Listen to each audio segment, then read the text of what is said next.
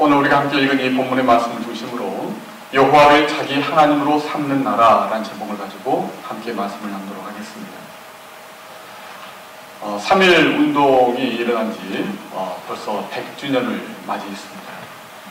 1919년 3월 1일 이날은 한국이 일본 제국주의의 그 식민지 지배 한거에서 평화적인 독립만세 운동을 한 날입니다. 우리 민족이 일본 제국의 식민 지배 한거에서 독립과 자주를 선포한 바로 그 날이 벌써 100주년을 맞이한 것이죠. 당시 이 독립운동은 1년 이상 지속이 되었습니다. 만주의 간도, 그리고 중국, 또 시베리아, 일본, 또 이 미국 등 한국인이 거주하는 곳, 그 어느 곳이든 전 지역에 걸쳐서 이 만세운동이 일어났습니다. 이 만세운동이 일어난 3월 1일부터 5월 말까지 이 3개월 동안 일본의 무자비한 탄압으로 7,000명 이상이 목숨을 잃었습니다. 15,000명 이상의 부상자가 나왔고요. 또 체포된 사람만 46,000명에 이르게 되었습니다.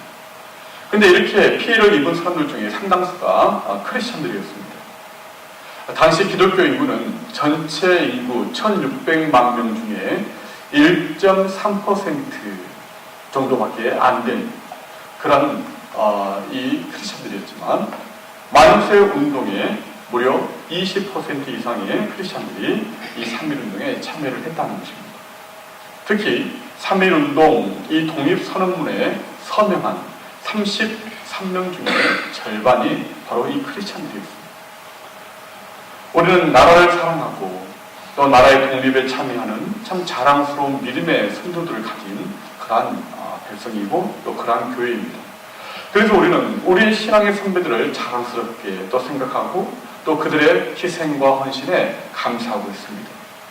우리의 믿음의 선배들이 이토록 힘을 합하여 한국의 독립의 운동을 위하여서 자신의 인생과 목숨을 희생했던 그 이유가 무엇입니까? 그들이 정말 하나님의 주신 해방에 대해서 이토록 헌신하고 또 확신했던 바로 그 믿음은 무엇입니까? 바로 그 믿음은 바로 이것이었습니다. 하나님은 모든 역사와 나라를 다스리시는 주권자이시다는 것입니다. 오늘 본문의 8절부터 10절 말씀을 다시 한번 읽어보도록 하죠. 온 땅은 여호와를 두려워하며 세상의 모든 거민들은 그를 경외할지어다. 그가 말씀하심에 이루어졌으며 명령하심에 경고히 섰도다. 여호와께서 나라들의 계획을 폐하시며 민족들의 사상을 무효하게 하시도다. 모든 나라와 민족의 역사를 주관하시고 다스리시는 그러한 분이 누구신가? 바로 하나님이시라는 것입니다. 여러분, 그때나 과거나 지금이나 힘 있는 나라들은 작고 힘 없는 나라들을 억누릅니다. 약한 나라의 땅과 사람들과 재산을 빼앗고 또 뻑입니다. 자신들이 마치 하나님이 된 것처럼 의수됩니다. 자신들이 역사를 만들어가는 주인공들인 양 큰 소리를 칩니다. 하지만 우리가 역사를 통해서 분명히 알 수 있는 것은 온 세상을 지으시고 또 온 세상과 나라들을 창조하시고 다스리시는 그런 하나님께서 오만한 나라와 통치자들을 그렇게 내버려 두지 않으신다는 것입니다. 때가 되면 반드시 심판하시고 그 권력을 무너뜨리십니다. 고대 이집트, 아시리아, 바벨론, 페르시아, 헬라, 로마, 나치 독일, 그리고 제국주의 일본이 바로 그것을 보여주는 실례인 것입니다. 3.1절 100주년을 맞아 우리는 이 나라 그리고 또 이 결의 이 교회를 일본 제국주의자들의 손아귀에서 되찾기 위해 희생한 그런 우리의 믿음의 조상들 또 믿음의 선배들을 우리는 기억하고 있습니다. 그분들이 이 성경 속에서 아시리아와 바벨론을 통해 오만한 일본의 모습을 보았을 것입니다. 그분들이 목숨을 걸고 나설 수 있었던 이유는 바로 그 오만한 세상 권력을 하나님은 반드시 심판하시고 물리쳐 주실 것이라는 사실을 믿었기 때문이었습니다. 일제시대에 수많은 지식인들 또 지도자들이 마지막에 친일로 돌아섰습니다. 일본의 지배에서 나라가 해방될 것이라는 사실을 믿지 못했기 때문입니다. 그들은 당시 나름대로 국내와 국제 정세를 정확히 읽고 있는 위치에 있었습니다. 그들이 보기에 우리나라는 일본으로부터 해방할 수 있는 해방될 수 있는 힘이 없었습니다.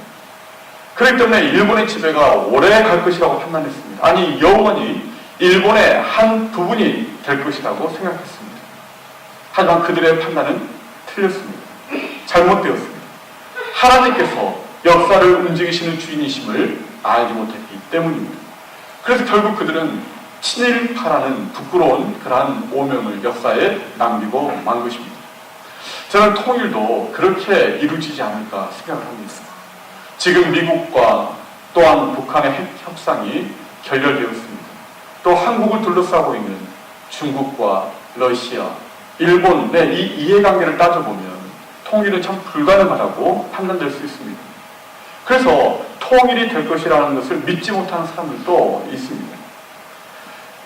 역사를 다스리시고 그리고 이끄시는 분이 하나님이시라는 그 사실을 우리가 믿지 못한다면 여전히 남과 북이 서로 싸우고 갈라질 생각만 할 수밖에 없을 것입니다. 하지만 지구상의 마지막 분단국인 대한민국과 북한이 하나님의 때에 하나님의 방법으로 통일이 되고 또 모두가 한 나라의 국민이 되게 될 줄 믿습니다. 우리가 그래서 어떻게 믿을 수 있을까요? 하나님은 북한 동포들도 사랑하시고 그들도 구원을 얻기를 원하시기 때문입니다. 그 얼어붙은 땅에 무너진 교회들이 다시 재건되고 회복되는 것을 하나님이 원하시기 때문입니다. 하나님은 하나님의 자리에 올라가 인민들에게 숭배를 강요하는 그러한 교만하고 악한 정권을 반드시 심판하시기 때문입니다. 우리가 과거의 하나님의 역사를 기억하는 것 굉장히 중요합니다. 하지만 더 중요한 것은 그 하나님께서 지금도 살아계셔서 이 모든 세상과 나라들을 통치하시고 그리고 역사를 주관하시고 우리를 구원하신다는 그런 믿음입니다. 우리는 하나님께서 이 우주를 지으시고 다스리시는 그런 인류의 역사에 간섭하시며 통치하신다는 것을 믿어야 할 줄 믿습니다. 여러분 그것이 바로 우리의 믿음이요 또 신앙의 고백입니다. 하나님은 과거에도 그러셨던 것처럼 하나님은 지금도 모든 역사와 나라를 다스리시는 주권자이십니다. 그렇기 때문에 우리가 해야 할 일이 있습니다. 바로 그것은 하나님만을 의지하는 나라가 되게 해야 한다는 것입니다. 오늘 본문의 12절 말씀을 우리 같이 읽어보도록 하겠습니다. 여호와를 자기 하나님으로 삼은 나라 곧 하나님의 기업으로 선택된 백성은 복이 있도다. 여호와를 자기 하나님으로 삼은 나라 그 나라가 복이 있다는 것입니다. 구약의 이스라엘은 하나님의 백성이었습니다. 하나님의 백성은 하나님만을 의지해야만 했습니다. 그런데 이스라엘은 그러지 못했습니다. 강대국들을 두려워하여 그들을 의지했습니다. 남쪽 이집트에 기대서 북쪽의 아시리아와 같은 큰 나라들의 그러한 손아귀에서 벗어나려고 했습니다. 또 그 반대로 오히려 그 북쪽의 힘센 나라들을 잘 섬기고 그렇게 화친을 해야 우리가 살아남을 수 있다라고 생각하고 오히려 또한 그런 북쪽의 나라들을 섬기려고 했습니다. 그래서 이 남과 북의 어느 강대국을 더 의지할 것인가 하는 문제를 두고 하나님의 백성들이 두 패로 나누어져 서로 싸우고 다투었습니다. 하지만 그 결과가 어떻게 되었습니까? 먼저 북왕국 이스라엘은 아시리아에 망하고 맙니다. 그리고 140년이 채 지나지 않아서 남왕국 유다조차 바벨론에게 멸망당하고 맙니다. 이스라엘이 하나님만을 의지했을 때 여호와를 자기 하나님으로 삼았을 때 그 나라는 강대했습니다. 다윗의 시대, 솔로몬 시대 그 나라는 부강했습니다. 하지만 그들이 하나님을 버리고 이 세상 나라와 그 강대국들을 의지하려고 했을 때 결국은 그 의지하려고 했던 그 나라들에 의해서 멸망하고 말아가는 것입니다. 과거 우리나라도 그러했습니다. 중국 청나라를 의지할 것인가, 러시아를 의지할 것인가, 아니면 일본을 의지할 것인가 갈팡질팡하다가 결국 일본 제국주의에게 나라를 넘겨주고 만 것입니다. 지금부터 73년 전에 하나님은 이 한반도의 일본 제국주의 세력을 몰아내 주셨습니다. 그 덕택에 우리는 나라를 되찾은 것이죠. 국권을 다시 찾은 것입니다. 그래서 적어도 우리 그리스도인들이 분명히 알아야 할 것이 있습니다. 그것은 우리 하나님께서 우리에게 기대하시는 것이 무엇인가, 우리 나라를 향해서 하나님께서 정말 원하시는 것이 무엇인가를 깨달아야 한다는 것입니다. 옛 이스라엘 백성들처럼 세상의 권력, 어느 강대국에 기대어서 나라를 지키려 할 것이 아니라 하나님께 기대어야 나라를 지킬 수 있다는 것입니다. 여호와를 자기 하나님으로 삼은 나라, 그 나라가 복된 나라가 될 줄 믿습니다. 여러분, 그렇다면 우리 그리스도는 우리 나라와 민족을 위해서 해야 할 일이 무엇입니까? 우리 그리스도인들은 나라와 민족을 위해 기도해야 한다는 것입니다. 기독교는 하나님의 그 인종과 나라와 민족을 초월하는 보편적인 사랑을 강조합니다. 그리고 온 세계를 향한 구원을 선포하는 그러한 종교이죠. 그럼에도 불구하고 우리 그리스도인으로서 나라와 민족의 독립을 위해서, 또 평화와 번영을 위해서, 또 통일을 위해서 우리가 함께 이야기하고 기도해야 하는 그 이유가 도대체 어디에 있는 것일까요? 일본의 식민지배를 받던 그 시대에 한국교회 성도들 또 목회자들이 한국이 독립을 해야 되는 그 이유를 성경의 출애굽기에서 찾았습니다. 이스라엘이 애굽의 종되었던 노예 땅에서 해방된 그 출애굽 사건이 바로 우리 민족이 가야 할 길이라고 그렇게 설교하고 믿음으로 고백했습니다. 이스라엘 백성들이 자유의 땅 가나안을 향해 갔듯이 하나님이 반드시 우리 민족에게 해방을 주시는, 또 약속과 자유를 주시는 바로 그 땅에 이르게 될 것이라는 것을 믿음으로 선포한 것입니다. 그래서 일본은 한국교회 성도들이 출애굽기를 읽지 못하도록 했습니다. 금지시켰습니다. 또한 교회 안에서 이 출애굽기를 가지고 설교를 하지 못하도록 경찰을 배치해서 예배에 감시까지 했습니다. 한국의 민족 지도자들을 많이 배출한 오산학교를 세운 남강 이승훈 장로님은 하나님의 공이란 무엇인가? 하나님의 공이란 모든 개개의 나라 민족의 개성과 독립이 존중되는 것이다. 그렇게 생각을 했습니다. 그래서 이렇게 이야기하셨습니다. 개인이 하나님의 영광을 위해 창조된 것과 같이 민족도 하나님의 영광을 위해 창조되었다. 하나의 민족이 다른 민족의 압제에 있는 것만큼 커다란 죄악은 없다. 이렇게 말씀을 하셨습니다. 우리 민족이 일본의 제국주의의 억압 아래에 있다는 그 자체가 죄악이라는 것입니다. 그래서 우리 민족은 독립운동을 해야 하고 할 수밖에 없다는 것을 강조했습니다. 일본으로부터 해방되는 것이, 독립하는 것이 우리 민족이 나아가야 할 길이라고 그렇게 백성들을 가르치셨습니다. 남강 이승훈 장로님은 독립운동을 하는 것이 바로 전능하신 하나님을 의지하고 하나님의 정의를 세우는 것이며, 또한 그 일을 위해서 자신의 모든 인생과 모든 삶을 독립을 위해 헌신하셨습니다. 여러분, 왜 나라와 민족이 독립을 해야 하는 것입니까? 한 나라가 다른 나라를 짓밟고, 강한 나라가 약한 나라를 탁 치하고, 또 그 나라를 억압하는 것, 그것은 하나님의 공의가 아니기 때문에 그렇다는 것입니다. 그렇기 때문에 한국은 일본으로부터 독립해야 한다는 것입니다. 그것이 바로 하나님의 공의요 하나님의 뜻이기 때문이라는 것입니다. 사랑하는 여러분, 우리는 하나님을 사랑하고 섬기는 그런 그리스도인들입니다. 또한 동시에 우리는 한국이라는 그런 뿌리를 가지고 있는 사람들이기도 합니다. 우리가 이렇게 여행을 하다 보면요, 종종 이제 이런 질문을 받습니다. 너 어디에서 왔냐? 이렇게 이제 질문을 받죠. 그러면 플로리다 템파에서 왔다, 이렇게 대답을 합니다. 그러면 다시 물어봅니다. 아니, 그거 말고 What is your origin? 너 태어난 네 나라 어디냐? 이렇게 물어봐요. 그래서 사우스 코리아다 그러면 그제서 고개를 끄덕입니다. 여러분, 그것은 무엇을 말해주는 것입니까?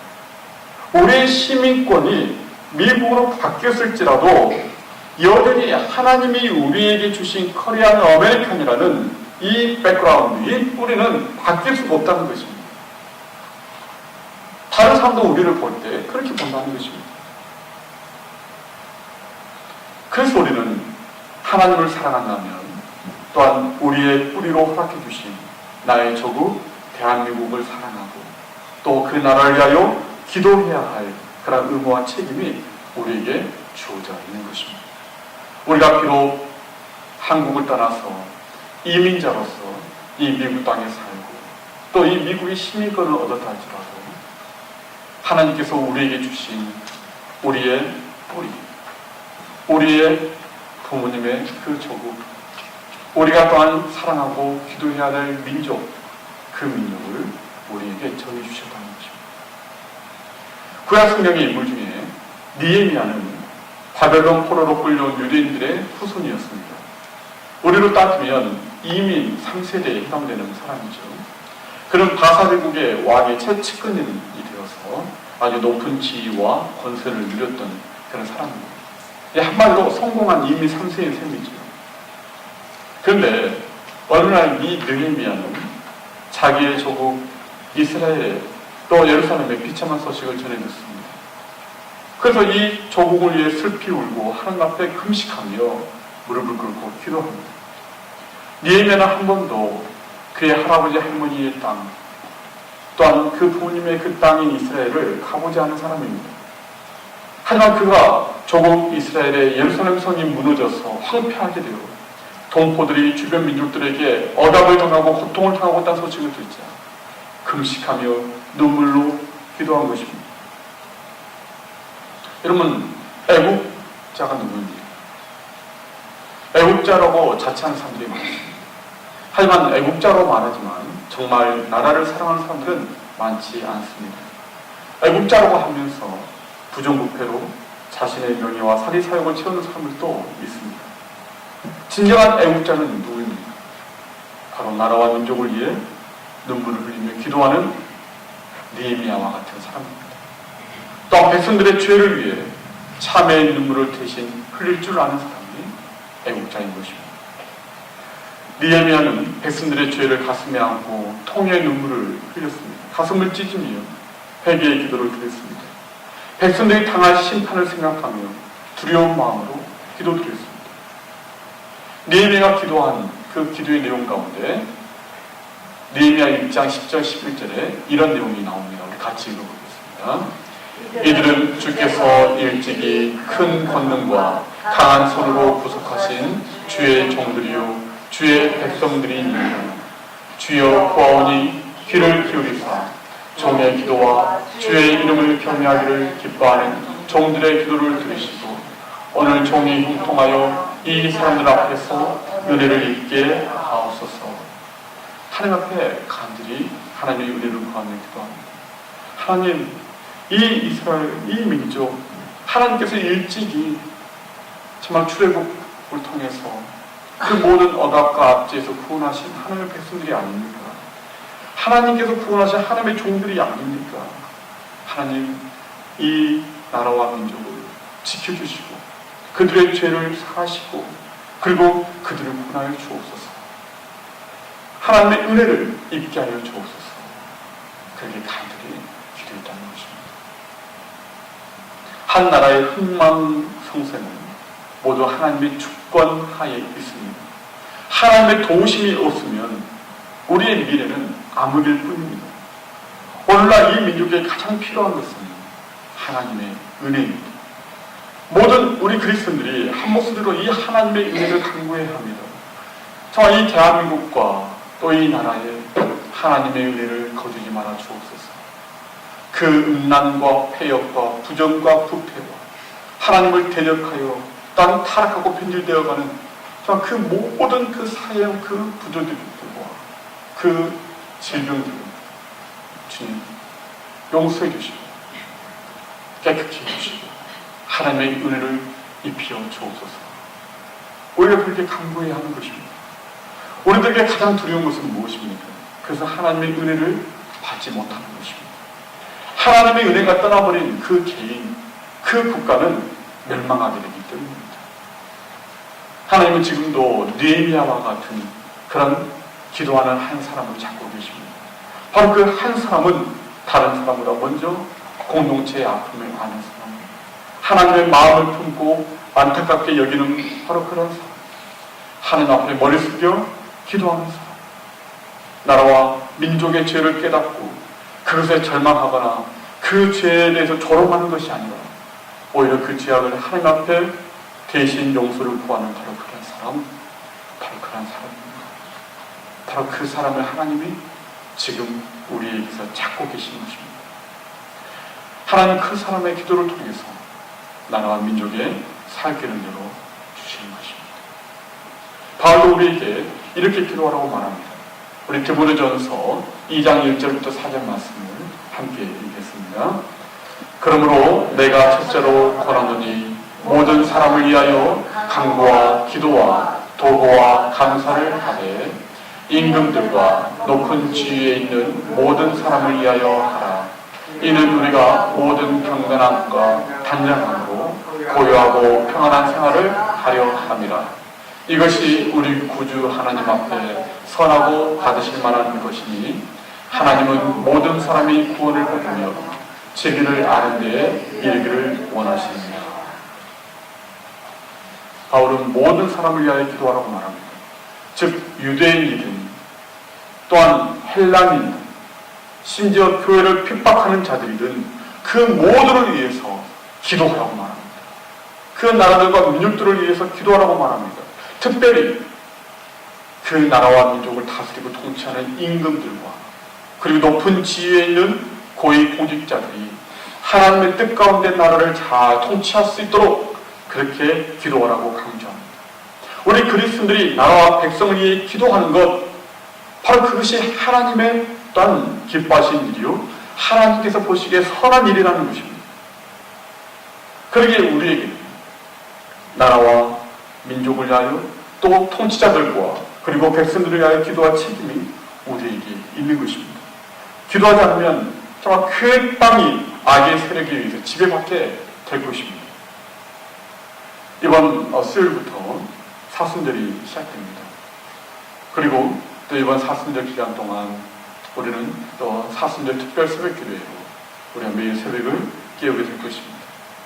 우리가 새벽에 나와 기도할 때마다 우리 자신과 또 우리의 가정과 또 교회를 위하여 기도할 뿐만 아니라 또 특별히 대한민국 나라를 위하여 또한 이 미국 땅을 위하여 그렇게 기도할 수 있기를 바랍니다. 대한민국의 대통령을 위해서 여러분 기도해 주시길 바랍니다. 나라를 잘 이끌어 나가고 백성을 바르게 인도할 수 있는 지도자가 되도록 기도해 주시길 바랍니다. 또한 국정의 모든 운영하는 정치인들, 또 경제를 이끄는 기업인들, 땀 흘려 일하는 근로자들, 그리고 또한 나라를 지키는 군인들, 조국 대한민국을 위해서, 그리고 또한 해외 한인 동포들을 위해서, 이 미국 땅을 위해서 여러분 기도해 주시길 바랍니다. 여러분의 기도가 나라를 악의 세력으로부터 지키고 하나님의 구원을 얻게 하는 놀라운 그런 역사로 나타나게 될 줄 믿습니다. 여러분 한 분 한 분이 하나님의 뜻에 순종하며 대한민국과 미국 땅을 위해 기도하며 여호와를 자기 하나님으로 삼는 나라가 되게 달라고 그렇게 기도하는 한 사람이 되어주시기를 바랍니다. 그럴 때 하나님께서 느헤미야를 통하여서 이스라엘을 회복시키신 것처럼 바로 우리의 기도를 통하여 대한민국과 이 미국 땅을 회복시켜 주실 줄 믿습니다. 이런 놀라운 역사가 이 사순절 기간 동안에 우리 가운데 놀랍게 일어나고 체험되어지기를 주의 이름으로 축원합니다. 아멘. 우리 시간 한번 영상을 우리 3.1절에 관계된 영상을 한번 보기를 원합니다. 아마 3.1절에 대해서 잘 모르시는 그런 분들도 계실지 모르겠습니다. 그래서 여러분들 이해를 돕기 위해서 3.1절 만성론에 대한 영상을 한번 띄우도록 하겠습니다. 불을 좀 꺼주시길 바랍니다. 지금으로부터 100년 전 모든 은차의 조선의 독립 국민과 조선인의 자주민임을 민족 대표 33인의 독립선언서 완독과 함께 일제의 총칼 앞에 분연히 일어난 만세의 함성.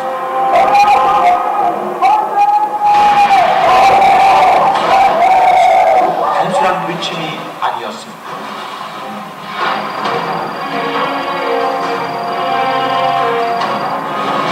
(1919년 3월 1일) 그날의 만세는 온과 어둠을 말할 때 온몸으로 빛이 되어 쓰러진 불굴의 외침이었습니다. 3.1운동 100주년 다시 부르는 안성.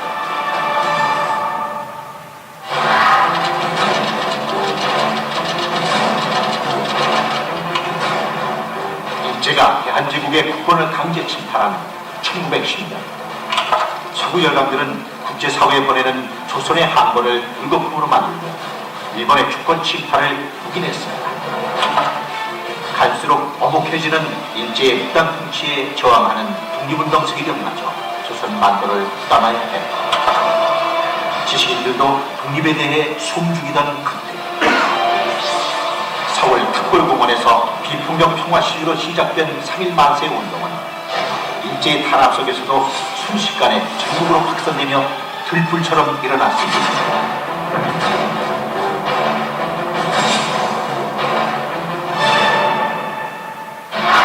죽음을 불사하고 많은 국민들이 참여하여 진정한 대한독립 만세운동이 될 수 있었던 것은 민족대표 33인 중 50%인 16명이 기독교인이었고 3개월 동안 3.1 만세운동으로 기소된 9,080명 중 3,576명이 종교인, 그중 기독교인이 55%에 달하는 1,979명으로 그만큼 기독교가 민족 독립에 좋은 영향력을 끼치고 있었기 때문입니다.